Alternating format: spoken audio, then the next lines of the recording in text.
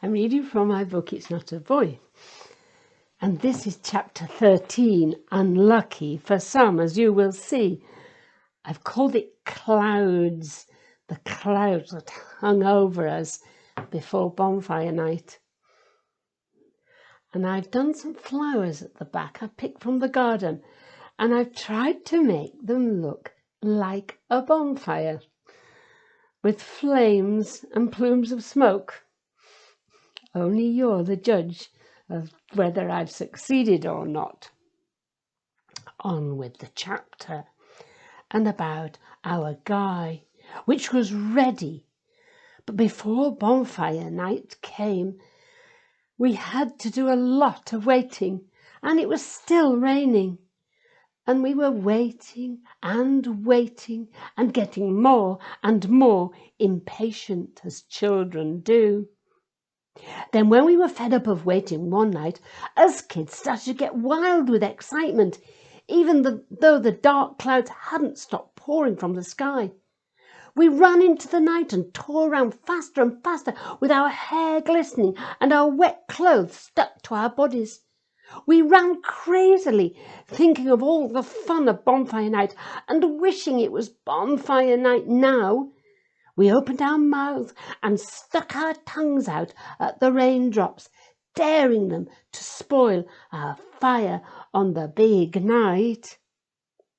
And then we realised we hadn't got any fireworks, so we started nagging Dad to go and get some. And he did the next day. He went to ring them in the van and came back with a box of crackers costing £0.50 and a packet of sparklers for us girls to share. We all sat round our table and Katie tipped them out. We had 2 sparklers each, and then we took it in turns to choose the rest.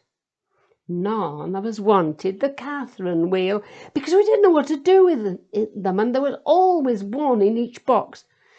In the end, we just chucked them into the bonfire and watched the dead sort of sparkly thing as it fizzled out. Our Katie chose her bonfire cracker first because she was the oldest, and then there was Gwendy, and then there was me. Round the table we went, choosing Katie, Gwendy, and then me. Soon we'd got 5 each, and there were 3 left. I was the last to choose, of course, and guess what? I had that last cracker, that useless Catherine wheel. I just knew that would happen. Anyway, as I was last, I bagged the empty box to keep my crackers in. I ran off and squeezed it in between my mattress, and then I put my charm bracelet safely next to it. That night, when I was in bed, I pulled the box out again, and I felt every cracker, and although it was dark, I knew what it said on the writing on the cracker. It said it on all of them. Light the blue touch paper and stand clear.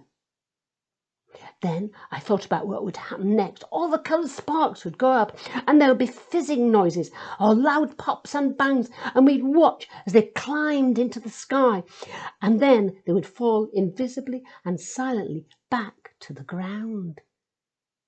I put my crackers back in their box and stuffed the box in between my mattresses again.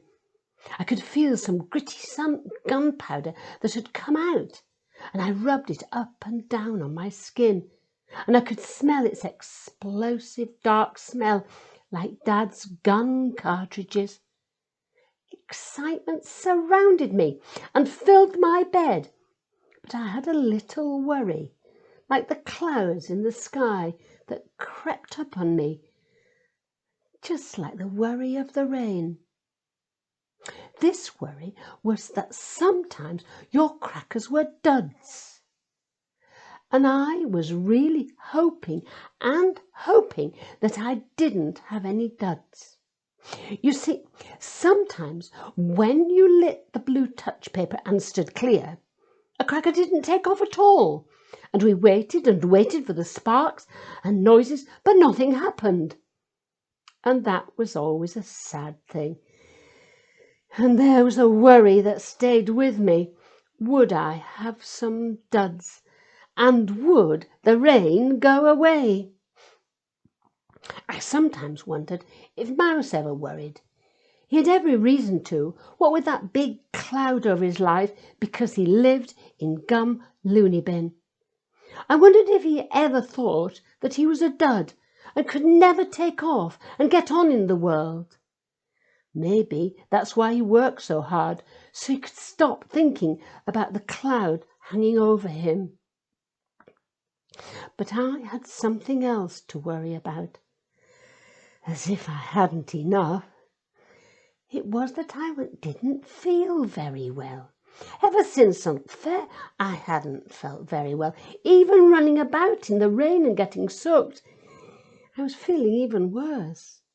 I didn't say anything to anybody, of course. I didn't want Mam telling me that I couldn't stay out on the big night. I couldn't bear the thought that I might miss all the fun and the best bonfire ever. I'd been waiting for it and looking forward to it for so long. Then at last the great day arrived. Our waiting was over. But wouldn't you know, I felt even more poorly. But I knew I had to keep going and hoping that I would soon feel better. That was the only thing I could do, try to forget about it. And it worked. I forgot about myself when everybody started to get ready. Terry from next door came rushing to our house to show us his box of bangers, and Stewie brought his very own little selection box. Not long now, I thought, but it was still raining. The sun must have set, not that I'd seen it for a few weeks now, but it was getting dark and everything was happening very quickly. Dad revved up our van loaded with our sacks of leaves in the back, with our guy sitting on top. Then he took off down our lane to Hosspaster, spraying water from the road on us kids, who were all running behind and screaming. I skidded, my knees buckled a bit, but I ran on through darkness, following everybody else down to Hosspaster. I watched, my heart racing, as Dad chucked our guy and our sacks onto the bonfire. Then Mouse got some matches out of his pocket and tried to light the fire under our leaves. But it was no use. It was still pouring with rain, and our fire would not burn. This is what I'd been worried about, or one of the things, and now everything would be spoiled. But Uncle Sid had another idea. "Stand back!" he shouted as he sprayed a can of petrol on our bags of leaves. And then there was an almighty whoosh, and gold flames sparked up into the air. Our fire leapt up into the night at last. And it was only then that the clouds finally gave in and broke up, letting the silver moon show through to light up all our faces.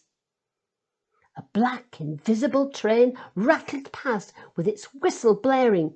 Its yellow, lamp-faced people were being dragged through darkness as they stared out at us, and we waved at them with our arms outstretched. Our little Scottish sheep bleated and stamped as they huddled in the corner of the field, never missing a chance to show us that they didn't want to be here with us. Then Terry crept round the back of us all and lit bangers so that we screamed with excitement when they went off with an unexpected explosion. I smelt the smoke in my nostrils from the damp, sizzling branches.